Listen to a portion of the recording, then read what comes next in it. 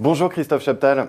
Bonjour. Vous êtes consultant spécialisé entre autres en marketing, directeur du cabinet en stratégie et organisation CCEA et je vous reçois aujourd'hui pour décrypter la stratégie d'Apple avec le lancement de son nouveau produit, l'Apple Watch. C'est une montre connectée qui permet l'accès à une multitude d'applications, un petit peu comme un smartphone. Alors déjà, ce qui surprend dans ce cas, dans ce lancement, c'est qu'Apple n'est pas le premier à se lancer dans la montre connectée. Ça n'a donc rien à voir avec le lancement de l'iPod, l'iPad ou l'iPhone. Ce marché est d'ores et déjà occupé par des géants de l'électronique, Sony, Samsung, on peut également citer des startups comme Fitbit ou Pebble, ou même le français Withings avec son modèle activité. Alors, à votre avis, première question, est-ce que ce retard d'Apple peut lui être préjudiciable ? Je ne pense pas, pour une raison assez simple, c'est que ce marché est en cours d'organisation. Par conséquent, la prime au premier entrant, pour moi, ne me semble pas consistante. Ce qui me paraît important sur ce type de marché, c'est, je dirais, l'élément de référence que vous amenez. Autrement dit, votre capacité, effectivement, à porter une offre structurée, homogène, utile. Et on pourra en rediscuter d'ailleurs dans le cas d'Apple. Sur le lancement en lui-même, comment est-ce que vous analysez le lancement de ce produit par Apple ? Quelle est sa stratégie ? Sur quel levier marketing la marque à la pomme s'est-elle appuyée ? Moi, je suis assez surpris de la façon dont Apple a lancé Apple Watch. Parce que si on regarde par le passé la façon dont Apple travaillait, c'est-à-dire en utilisant deux leviers de façon extrêmement maîtrisée, que sont d'une part l'émotion suscitée par une offre et d'autre part la valeur d'usage, c'est-à-dire en fait le réel bénéfice consommateur et non pas le contenu technologique, lorsque l'on reprend la thématique de l'Apple Watch, on s'aperçoit que si l'émotion était très bien jouée, beau produit, belle finition, gamme large, positionnement prix intéressant, lancement très bien organisé avec de l'attente et une restriction des volumes pour susciter l'impatience du consommateur, donc tout ça est très bien joué. Par contre, la valeur d'usage, je ne la comprends pas. Je ne vois pas très bien ce que Apple propose en définitive. Mais alors pourquoi est-ce que Apple s'est lancé sans avoir défini au préalable cette valeur d'usage qui était omniprésente finalement dans les derniers lancements ?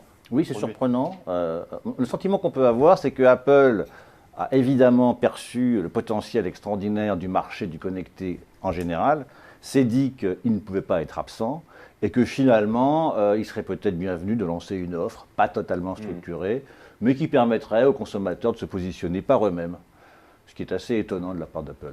Alors Apple a quand même deux atouts majeurs, c'est la puissance de sa marque et puis la puissance de son réseau de distribution. Est-ce pour cela est-ce que cela peut compenser l'absence de définition de cette valeur d'usage ? Et ça peut leur permettre de s'imposer sur le marché ? Non, certainement pas. D'ailleurs, c'est même étonnant que Apple se repose autant sur sa valeur de marque et sur son réseau de distribution, parce que dans le domaine du connecté, on est quand même plus dans des notions d'écosystème, c'est-à-dire d'offres composées d'un certain nombre d'éléments au sein desquels le consommateur ou l'utilisateur est au centre.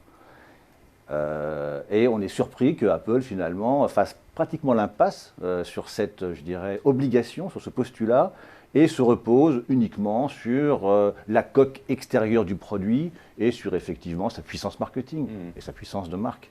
Mais alors finalement, on se demande, est-ce que Apple n'est pas dans une stratégie défensive ? Est-ce que l'objectif n'est pas simplement d'occuper le terrain face à des concurrents qui sont déjà présents sur cette marque, grignoter quelques parts de marché, plutôt que de viser un succès commercial pur et simple ? Autrement dit, est-ce qu'on est vraiment dans une stratégie défensive plus qu'offensive cette fois-ci ? Je dirais, pour faire un peu de provocation, c'est une stratégie de riche. C'est-à-dire que Apple a tellement de moyens aujourd'hui qu'à la limite, ils peuvent faire ce qu'ils veulent, n'importe quand, je dirais presque n'importe comment. Ils ont les moyens et de le faire longtemps. Cela dit, et de se planter aussi ? Oui, certainement, sans aucun problème. Ils ont une telle réserve de cash que de toute manière, ça ne serait pas préjudiciable à leur état de santé. Par contre, je pense que ce genre de gymnastique à répétition peut être préjudiciable à la marque et puis surtout préjudiciable à une politique de prix élevée qui a toujours été l'apanage d'Apple. Alors ce qui est intéressant aujourd'hui, c'est que Apple finalement, après être, je dirais, à l'avant-garde du marketing, en travaillant sur justement l'émotion, la valeur d'usage, en mettant le prix de vente comme étant un critère non pertinent, aujourd'hui revient à du marketing très traditionnel, avec des segmentations très classiques, en ne jouant plus la valeur d'usage, mais le contenu technologique, les effets de mode, les gammes larges, et puis les effets de mode.